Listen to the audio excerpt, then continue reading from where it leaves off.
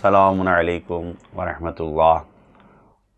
قدم بقدم آہستہ آہستہ آگے بڑھتے ہوئے سورہ بقرہ کی 273 نمبر آج ملاحظہ فرمائے، آیت نمبر 273۔ بسم اللہ الرحمن الرحیم للفقراء الذين احصروا في سبيل الله لا يستطيعون ضربا في الارض يحسبهم الجاهل أغنياء من التعفف تعرفهم بسيماهم لا يسألون الناس إلحافا وما تنفقوا من خير فإن الله به عليم۔ یہ صدقہ ان فقراء کے لیے ہے جو راہ خدا میں گرفتار ہو گئے ہیں اور کسی طرف جانے کے قابل نہیں ہیں۔ ناواقف افراد انہیں ان کی حیا اور عفت کی بنا پر مالدار سمجھتے ہیں، حالانکہ تم آثار سے ان کی غربت کا اندازہ کر سکتے ہو۔ اگرچہ یہ لوگوں سے چمٹ کر سوال نہیں کرتے ہیں، اور تم لوگ جو بھی انفاق کرو گے خدا اسے خوب جانتا ہے۔ مدینے میں 300 یا 400 کی تعداد تقریباً لکھی گئی ہے کہ جن کا کوئی ٹھکانہ نہیں تھا اور مختلف مقامات کے ستائے ہوئے آ کر جمع ہو گئے تھے۔ سرکار رسالت مآب نبی کریم نے مسجد کے ایک حصے میں صفے میں آباد کر دیا تھا، لوگوں کو تعلیم قرآنی وغیرہ دیتے تھے اور ضرورت پڑنے میں جہاد پہ شرکت کرتے تھے۔ قرآن مجید نے واضح کیا کہ ان سے بہتر کوئی مصرف نہیں ہے اور یہ ہر صدقے کے حقدار ہیں، کیونکہ للفقراء کا مطلب یہی ہے کہ مالداروں کے مال سے فقیروں کو دیا جائے، اس میں فقیروں کا حق ہے۔ البتہ اس کا مطلب یہ نہیں ہے کہ اسلام بیٹھا کر کھلانا چاہتا ہے، بلکہ اصحاب صفہ میں 5 صفتیں تھیں جن کی وجہ سے ان کی سفالت اور ان کی کفالت اور سرپرستی کا حکم دیا گیا ہے۔ لہذا ان کی پہلی صفت ہم پہلے پیغام کی صورت میں آپ کی خدمت پیش کر رہے ہیں کہ اصحاب صفہ راہ خدا میں محصور تھے، یعنی خدمت دین کر رہے تھے۔ لہذا جو بھی مجاہدین ہیں، جو بھی دشمنوں اور طاغوت اور سرکشوں سے سرکش افراد سے حاکموں سے مقابلہ کرتے ہوئے سیاسی طور پر قیدی بن جائیں یا پھر انہیں شہر بدر جلا وطن کر دیا جائے اور وہ لاوارث بے سرپرست کے در بدر کی ٹھوکریں کھائیں، مختصر یہ کہ جو بھی اللہ کی راہ میں فقیری اور ناداری میں گرفتار ہو گیا ہو اور اپنی زندگی کو نہیں چلا پا رہا ہو تو ان پر توجہ دینا ضروری ہے۔ اصحاب صفہ کی دوسری صفت یہ تھی کہ کسی طرف جانے اور کام کرنے کے قابل نہیں تھے یہ۔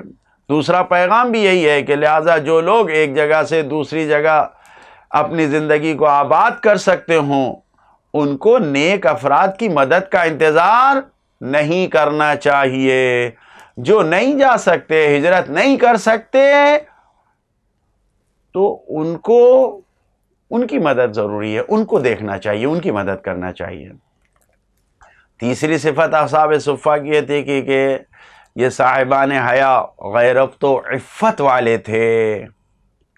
تیسرا پیغام بھی یہی ہے کہ جب نادار اور فقیر افراد باعفت پاک دامن ہوں، صاحب عزت ہوں، تو اللہ بھی ان کی تعریف کرتا ہے، اور یقیناً جو لائق تعریف الہی ہے، جو خدا کی تعریف کا حقدار ہے، اس کی مدد ہمیں کرنا چاہیے۔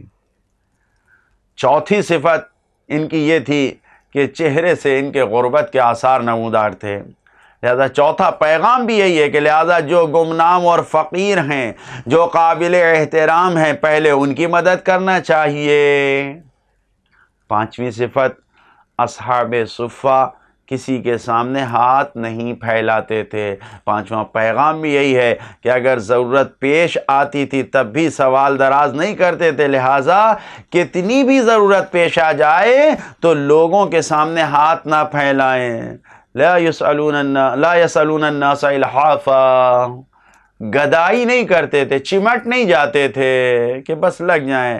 اسلام میں گدائی کرنا، گدا بننا بہت ہی مذموم اور برا قرار دیا گیا ہے۔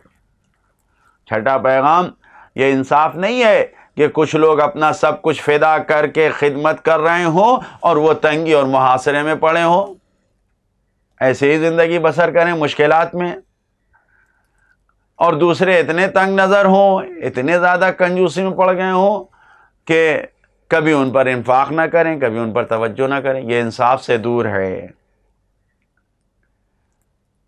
حضرت استاد آیت اللہ قراتی صاحب فرماتے ہیں کہ میں اس آیت کی تفسیر جب لکھ کے بیٹھا ہی تھا کہ کسی نے لا کے مجھے ایک اخبار دیا اور اس میں بزرگوں کی سیرت لکھی ہوئی تھی۔ ایک واقعہ یہاں پر جو اس آیت سے مناسبت رکھتا ہے، پیغام سے، میں اس کو ذکر کر دوں۔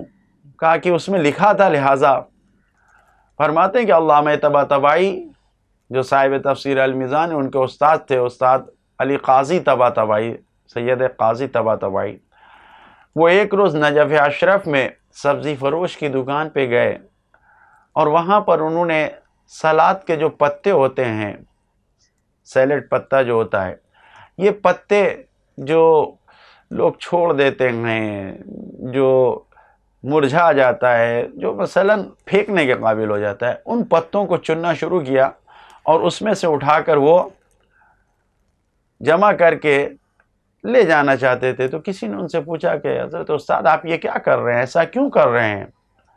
تو انہوں نے جواب دیا، اس دکان کو چلانے والا جو یہ بیچ رہا ہے یہ فقیر ہے، نادار ہے، اگر میں اس کو ڈائریکٹ مدد کروں گا تو اس کو برا لگے گا، لہذا اس کا میں وہ سامان خرید رہا ہوں کہ جو کوئی نہیں خریدے گا، اور اس کی مدد بھی ہو جائے گی اور میں اس کو کھا لوں گا، میرے لیے یہ چل جائے گا۔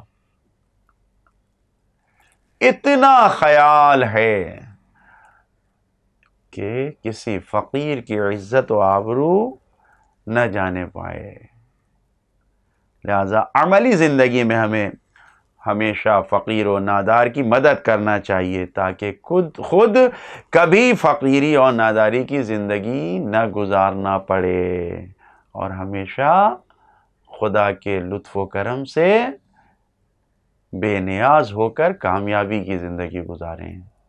خدایا اپنے محتاج بندوں میں جو غیروں سے بے نیاز ہیں، ان بندوں میں ہمیں قرار دے۔ السلام علیکم ورحمۃ اللہ وبرکاتہ۔